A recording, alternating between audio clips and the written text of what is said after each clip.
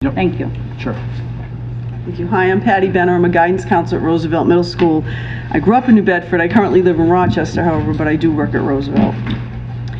I'm coming before the school committee tonight to represent the faculty and staff of Roosevelt Middle School who are outraged at the thought of an innovation school slated to be initiated in our building by September of 2013. Not only were we not notified of this project in advance so that we could weigh in on the prospectus and voice our opinions, our principal, Darcy Fernandez, is listed on page 12 of the prospectus for the Esperanza School of Language and Culture as an established partner in the venture. Not at any time has Ms. Fernandez come forward to state this fact to her faculty, and when questioned about the proposal this summer, feigned ignorance of the project altogether, stating, "I don't know anything about it, downtown never tells me anything." In fact, the only reason anyone at Roosevelt knows about the proposal is because myself, along with another colleague, decided to attend the first meeting held by the United Interfaith Action this summer regarding the unveiling of the proposals. This is when we learned about the Esperanza School being slated for Roosevelt. We were shocked, to say the least. Despite this so-called launching of the proposals that night, on the following day, the Standard Times failed to report the location of the proposed Esperanza School, stating only that the school would be located in the neighborhood of the Taylor and Hannigan schools. Clearly, this has been an underhanded and undemocratic venture from its commencement.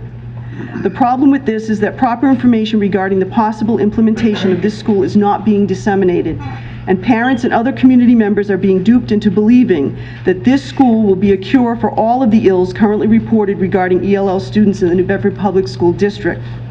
This is simply not so. First off, by denying ELL students the right to attend their neighborhood schools, and by having the entire population of the ELL middle school students be forcibly bused to Roosevelt each day, regardless of where they live in the city, we are supporting segregation. Yes, I said segregation.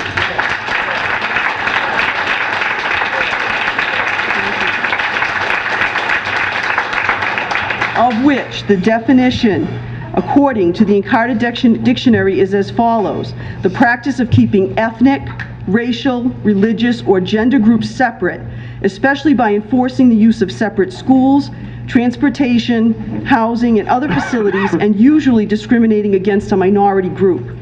Secondly, the Esperanza School prospectus makes the claim that the majority of ELL students live in the south end of New Bedford.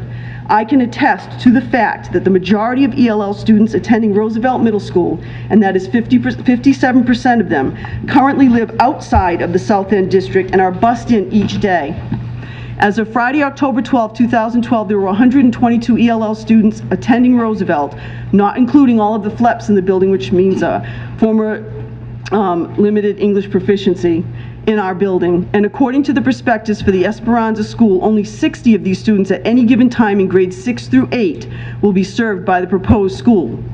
The questions are, what will happen with the rest of the ELL middle school population? And if the Esperanza School co-locates in the Roosevelt building, what will become of the students who attend their neighborhood middle school when 18 of their classrooms will be taken over by the proposed school? And what will happen to the teachers who now have no classrooms to teach in?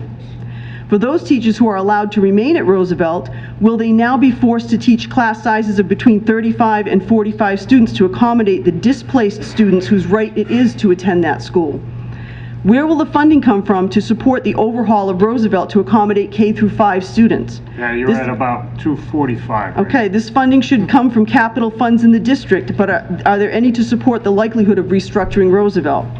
Another reason given for Roosevelt being chosen as the ELL middle school and the site for the proposed Esperanza School is because its population numbers are lower than both Keith and Normandin middle schools. This is true. However, a simple solution exists to remedy this problem.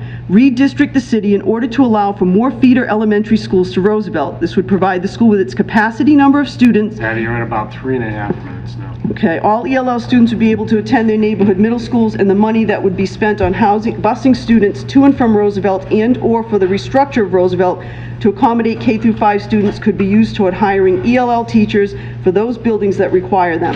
Consistency across the board in utilizing an ELL program that has been researched extensively and has been proven to be effective in other urban school districts should be implemented, especially at the high school level.